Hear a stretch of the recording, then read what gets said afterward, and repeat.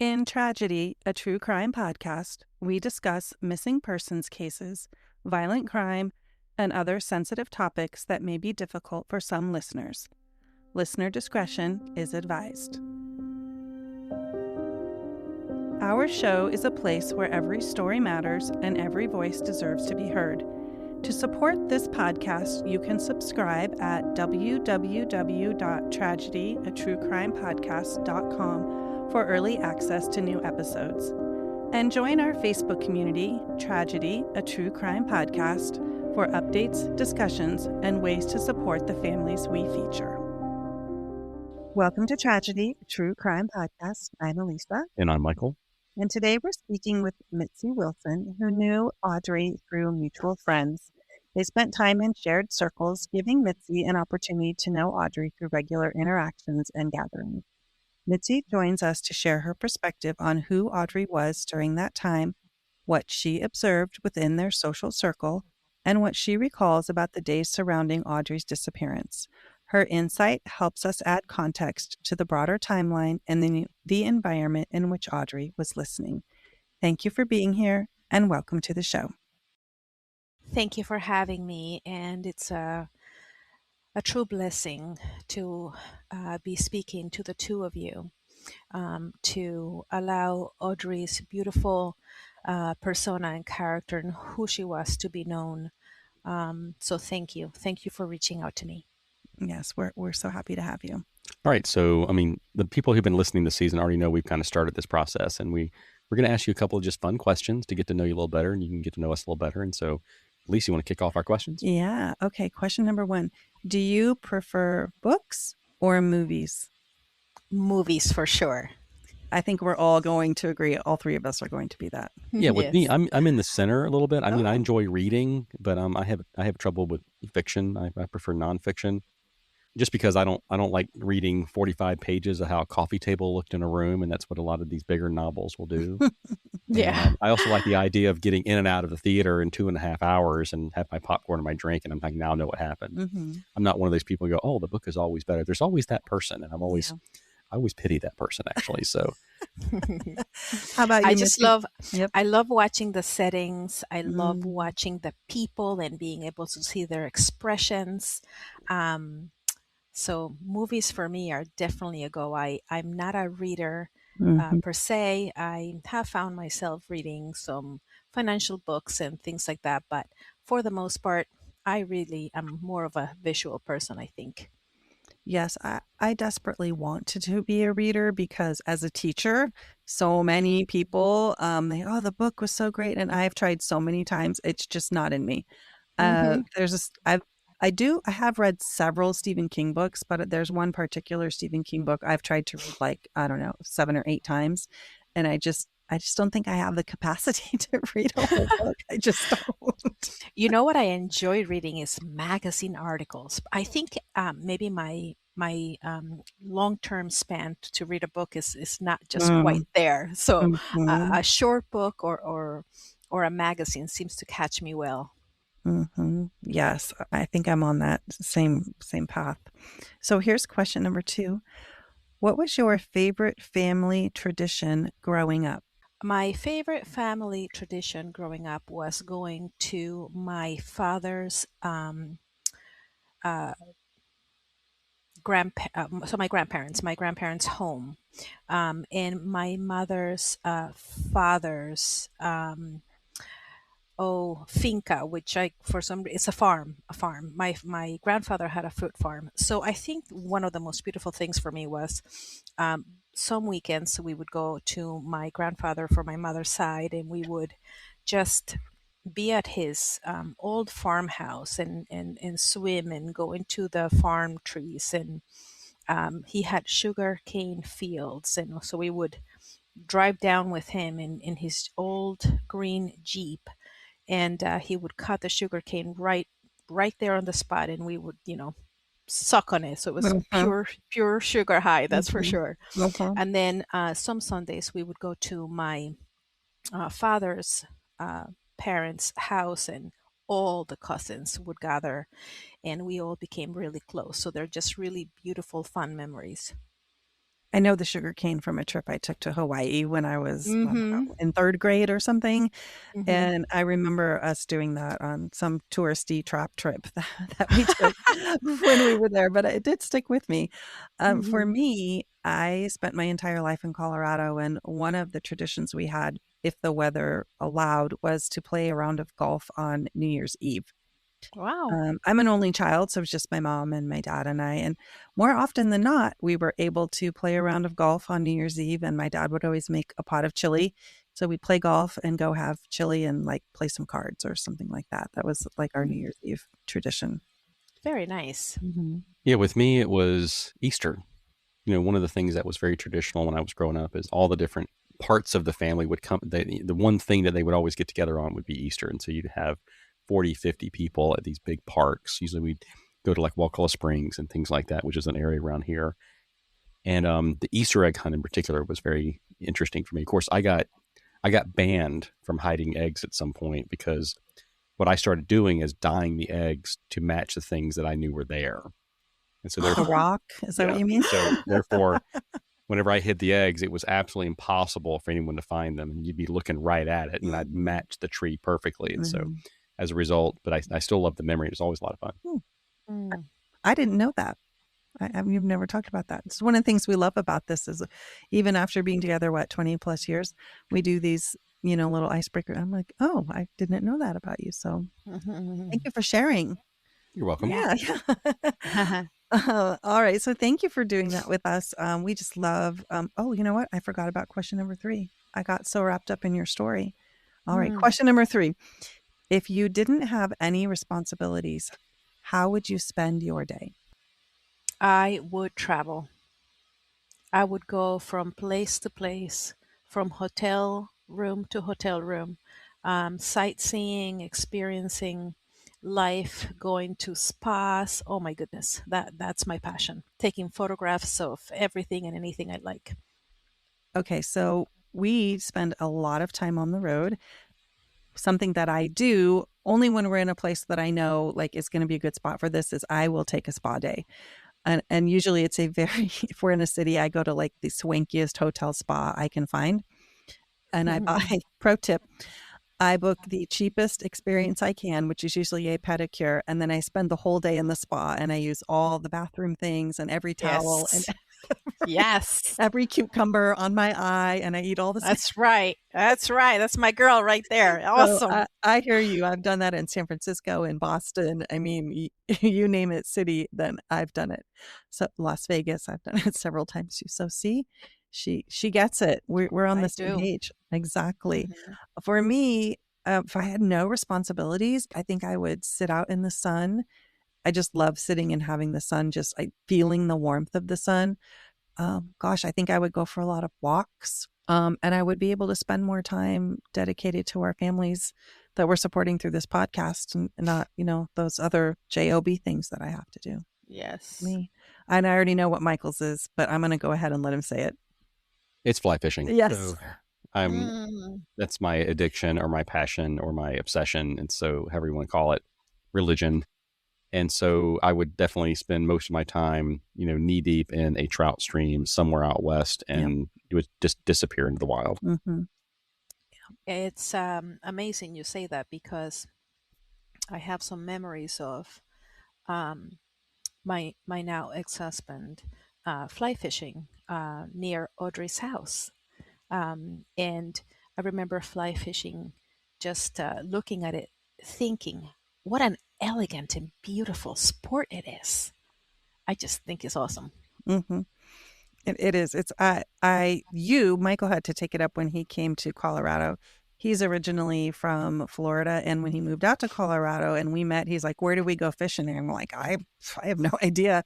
I did not fish. And he learned pretty quickly that fly fishing is what he was going to need to do. It's much different from fishing the flats or out here in the Florida area. And so I sort of learned to fly fish with him because I realized pretty early on that if I wanted to spend any significant amount of time with him, I was going to need to like fly fishing. And it turns out I do because I can sit and I can enjoy the sun and I'm not bad myself.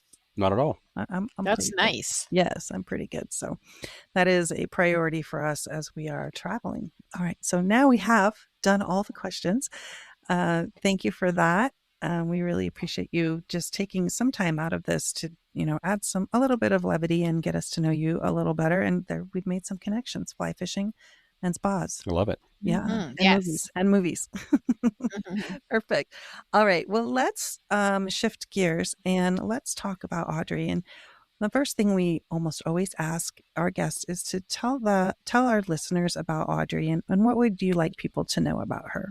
She was just one of us girls, doing the best she could in life. She was, a very dedicated nurse, and she absolutely was an outstanding woman with great morals and a smile that would just melt you. She was very, very cute. She always seemed happy. At least any time that she and I spent together, she was just an absolute pleasure to be around. An amazing mother, just very dedicated to her family. An excellent daughter, loved her mom and her dad. Her kids were the world. Um, an excellent worker, an excellent friend, an excellent sister and daughter. Like I said, she's just genuine, um, very down to earth. Audrey was never about, you know, show and lies and being two faced. Never, ever, ever. She was just always genuine and caring. Um, and one of the things that I miss the most about her is how she loved. She just loved wholeheartedly. And um, you know, when I met Audrey, I was very young, and through life you meet people who stick around, and there are some people that you meet just for a period of time. You find friends who you become close with, and others who are just more of an acquaintance. But I have to say that for me, Audrey was the first friend that I had in my life who just accepted me and saw me exactly for who I was and just loved me. And so I don't mean to sound arrogant in any way. What I'm trying to express is that she was the first woman who showed me how another friend loves you and is there for you. So to not have her in my life has been so hurtful because she just showed me that love and that friendship where, she was my confidant and someone who lifted me up and someone I could lean on. And when I walked in her house, her arms were always wide open to receive me. It was just so welcoming walking into her home. And she was also a fantastic wife. I mean, she was so dedicated to Jeff and to those children. So that's who I think of Audrey as. I think of just the most beautiful woman. Um, and we are just so sad not to have her. It's just really sad. We'd like to kind of take you back to some of the time before Audrey disappeared. And the specific question is, how much time were you spending around Audrey, maybe in the days and months leading up to her disappearance? And if you were, did you notice anything different or unusual about her behavior or some of the things that she was doing? I spent a lot of time with Audrey, and I wish at some point my memory could sort of go back and be able to, in a sense, look at this friendship as a movie and be able to remember much more than I probably do today. But what I can say is that if I wasn't home, I was working. If I wasn't working or home, I was with Audrey. in her home, it felt like where we gather most, because she was a mom and she had young kids and I didn't. So it was much easier for me to be able to come to her house and be able to help her with the daily tasks, which I absolutely loved. And she was so kind and generous to share with me. She was a stay at home mom for a while, and was so grateful to have me come. And the second I walked in, she would hand me those babies and I would go bathe them or I would feed them, and so that she could have her coffee and her cigarette break. And she would just be so happy that I was there. And I felt so happy to be there to help my friend and to hang out with her. And, we would go shopping every few months. We would go to the movies. We would go out for a coffee or a glass of wine. So we did quite a bit together, but mostly it was surrounded by family, by her children, by her husband, by my husband. And I just thought that her behavior and her actions were always just her, completely normal. That of a country girl. She was truly a country girl, just a very easy going, very plain in the sense that she was no thrills and frills. She was just her. She, with her blonde hair and a little bit of makeup and her jeans and her shirt, and with a baby always around her. Um, so I did not notice anything abnormal whatsoever in her behavior. And she never ever said to me, I'm concerned about this. It just was never there. It was not a conversation we ever had. I am also the person who goes to someone's house and asks for the baby right away. I want to hold the baby. I want to snuggle the baby. I want to feed the baby. I always do those things. Anytime there's someone that we go and visit, I'm like, let me hold your baby. Go take a nap. Go take a walk, whatever they feel like they need to do. So we have that in common as well. Yeah, I always warn friends and colleagues if they've never met Elisa and they have a baby, I just say, just so you know, she's going to want to hold your baby. Yes. So just hand it over when she gets here. That's awesome. And the thing that was so extra special with Audrey and I is that I unfortunately suffered 2 miscarriages, 2 losses, and I had a really, really hard time conceiving again, and I actually never did again.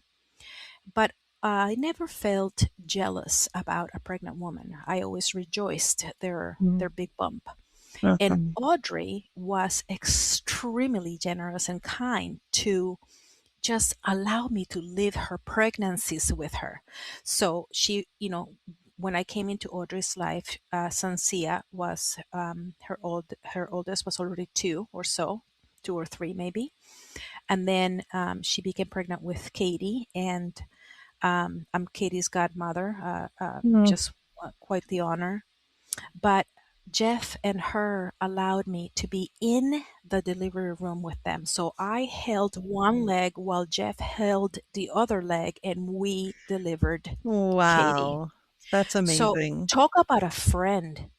Talk about kindness. Talk about compassion and, just wanting to share with me what she had that she knew I couldn't have. And then when she got pregnant with Quinn, same thing happened. I held one leg, Jeff held the other, and we delivered that little boy.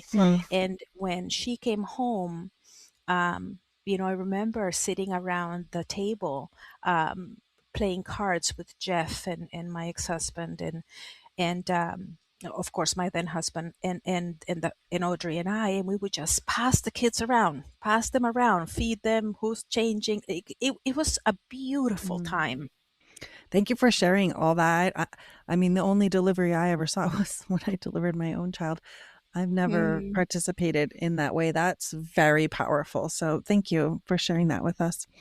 If it wasn't for Audrey, I would have never experienced that. Yeah. You know? That's amazing. Mhm. We want you to think about the day that Audrey disappeared and how you found out about her disappearance and what that day looked like for you. Yes. So I want to go back to the week before the day happened.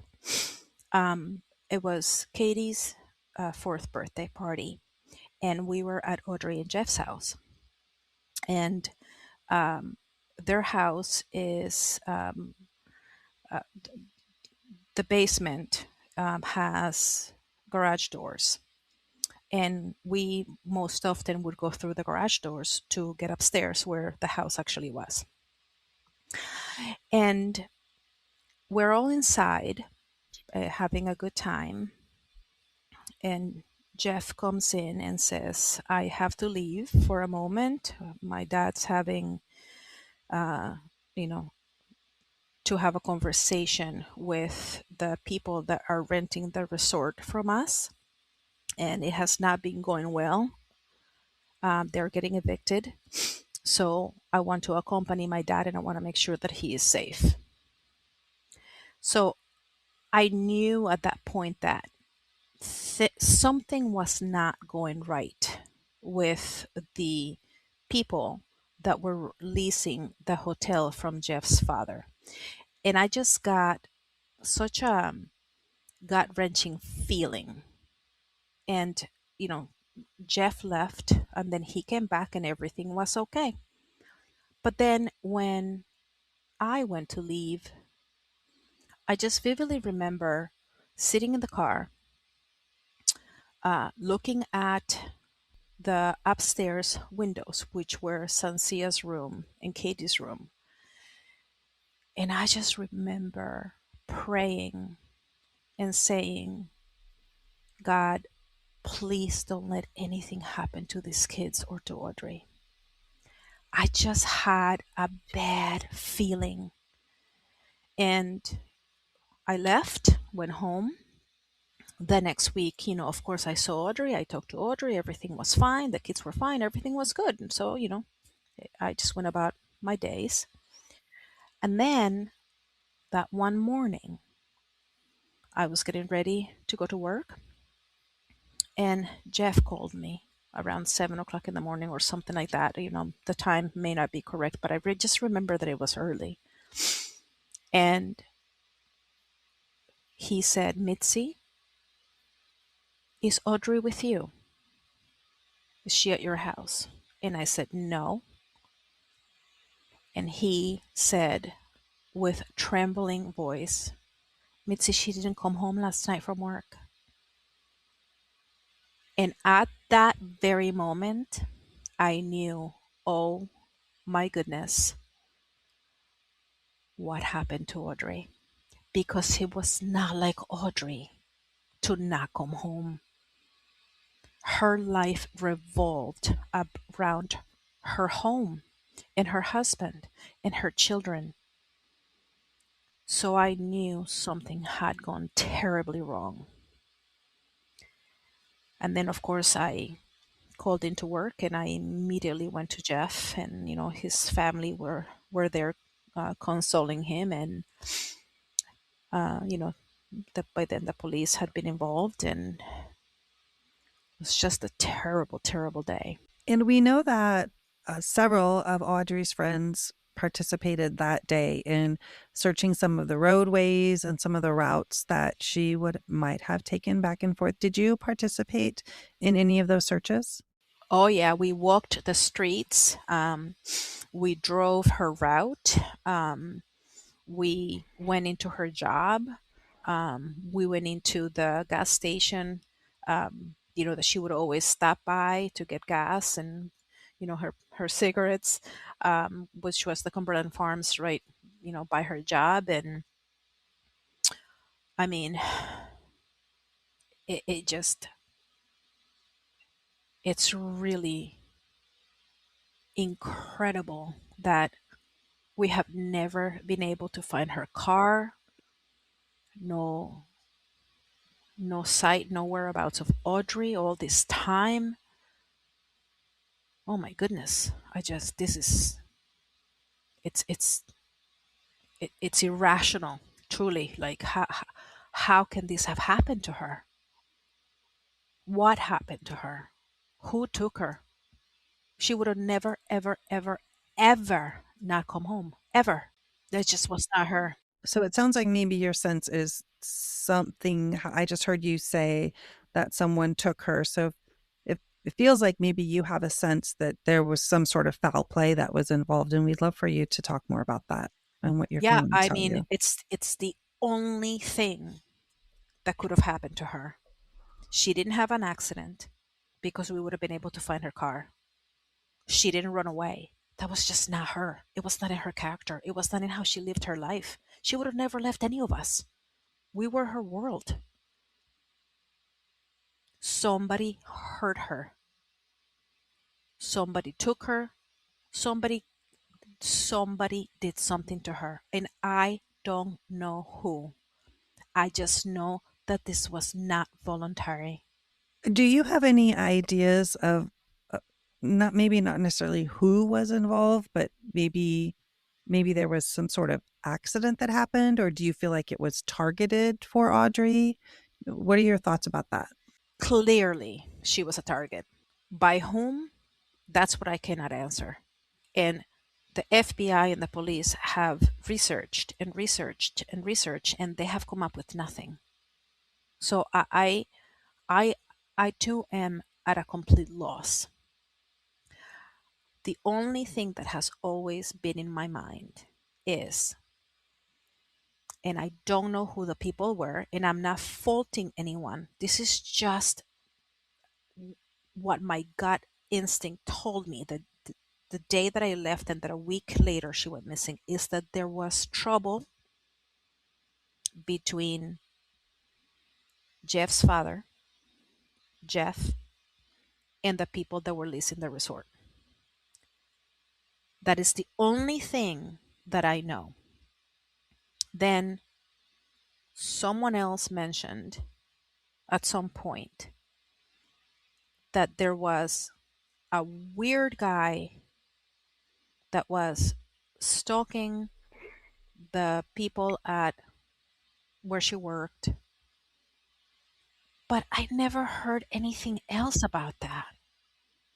So in my mind, those are the only two possible outcomes. Did this guy do something to her, or did something go wrong with the business partnership that they had and they targeted Audrey?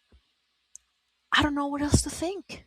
Yeah, I think I know where you're going with this. What you are doing is what we do as well when we're speaking to our families, and we call them more like risk factors. Right. So what risk factors may have been surrounding this person, that may have led, in a change in behavior or some sort of situation that happened to them. And it sounds like that's kind of what you're digging up. So this, what you know about what was going on at, I think you're talking about the golf course, right? Hmm. And the leasing.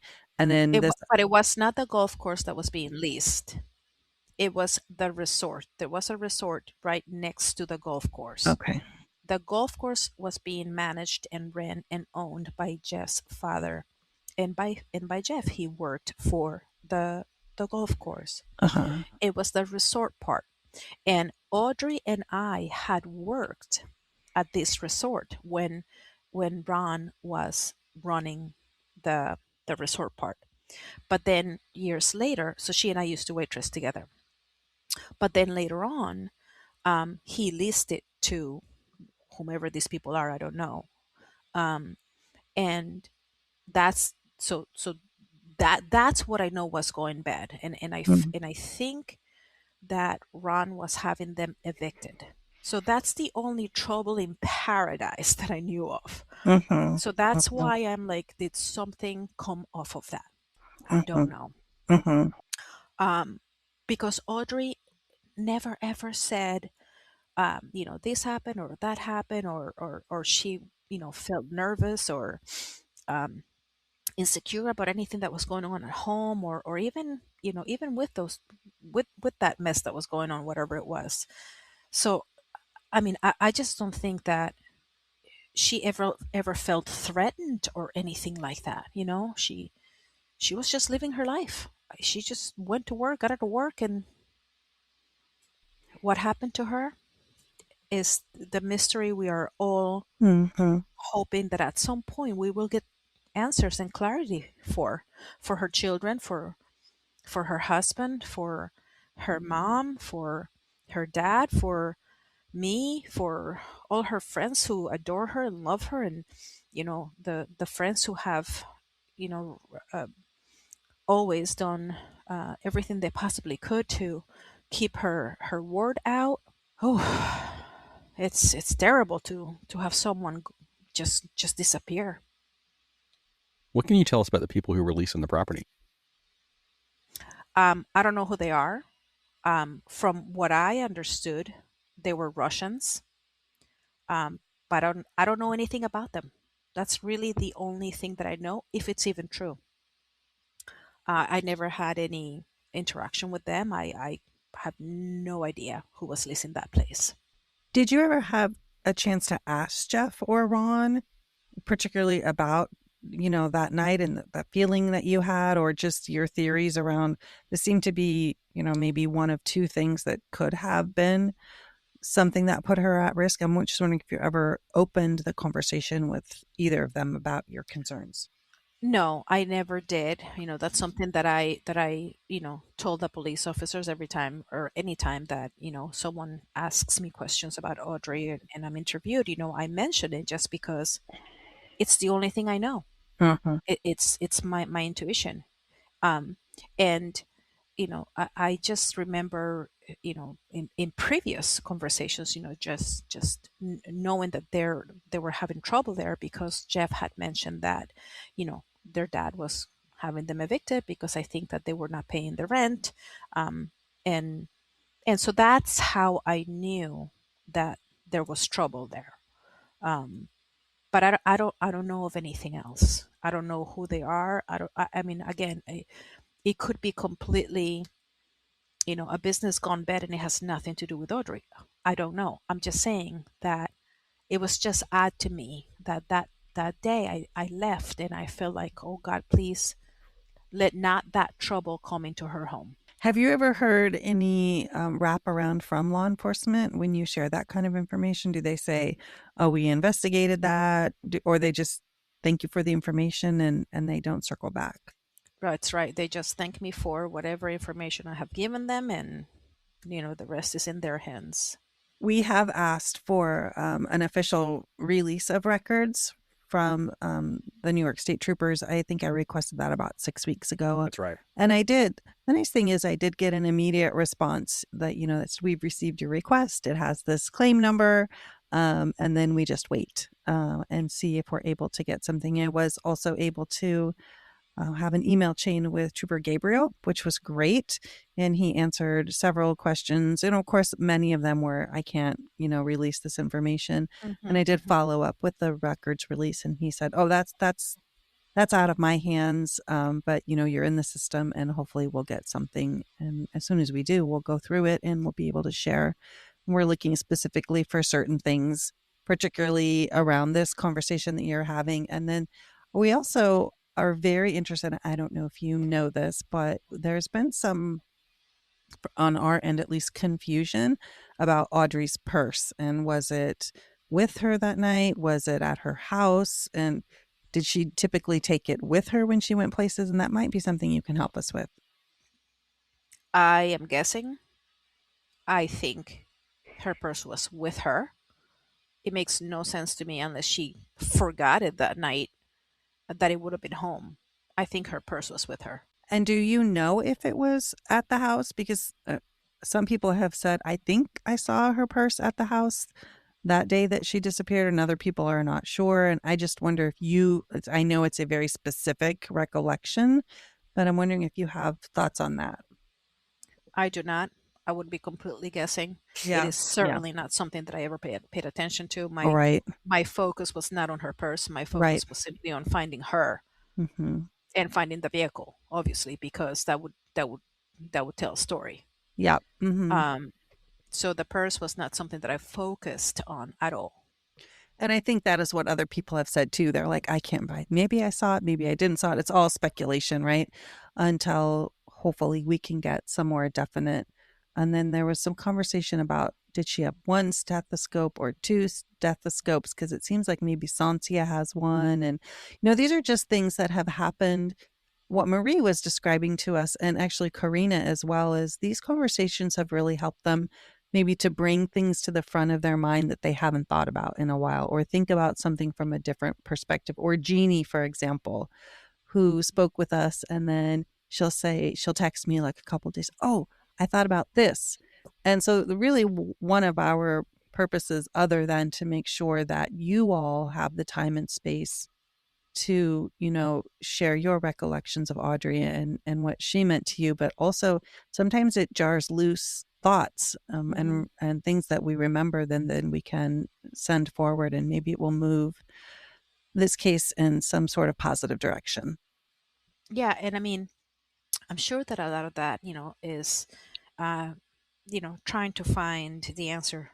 Did she make it home and then went missing, or did she truly not make it home? Um, but I can't testify to that at all. Do you know anything about the tire that's come into question in a few conversations we've had where it talks about the tire, the spare tire to the Jeep being at the house and not in the Jeep? And that some people think that's strange. We have to admit it is strange, but there's also ways to explain it when it comes to what she had in the back of the Jeep and everything like that. Do you have any information on that? Not at all. I didn't even know that the spare tire was not in the vehicle. That's not something that, I've ever talked about with Jeff, or that anybody has brought to light to me. So I don't know anything about the tire. Mm. And again, that's pointing to, oh, did she make it home? Mm-hmm. Mm-hmm. But it sounds like you feel very strongly that something happened to her somewhere along her route, and that it was Yeah. targeted Well, towards her. let me tell you. Obviously, Jeff is a suspect. The husband always is. But from my heart, from my soul, from my intuition, from knowing Jeff, from knowing how he cared about Audrey and how he loved his family and the man that he is, I would stand on the top of the mountain and I would say it over and over again. That man did not hurt his wife. He would never take her away from her three children or from himself. He loved her. That was very clear to me. And he was always, always involved with us. He was never distant. He always cared to have us around. He did everything for Audrey and for those kids. He was a hard worker. And another man who truly loves his family. So if you ask me, I will shout it out loud. Jeff did not harm her. He did not. Not from what I know of him, not from what I know of their life. And if someone was to prove me wrong in the future, wow, it would be devastating and absolutely shocking. Um, and that's what I have to say about that. Is there anything that you wanted to share that we did not give you an opportunity to speak about? Um, just um, how well her children have done, in the midst of all of this. Sansia, what a woman. Oh my goodness gracious. What a wonderful, wonderful young lady she has become. And Katie and Quinn. I mean, both just, you know, doing what they do, live their lives to the fullest.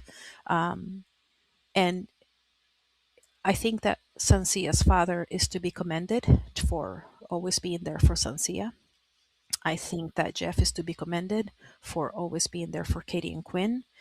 Um, Losing a mom is tragic in any light.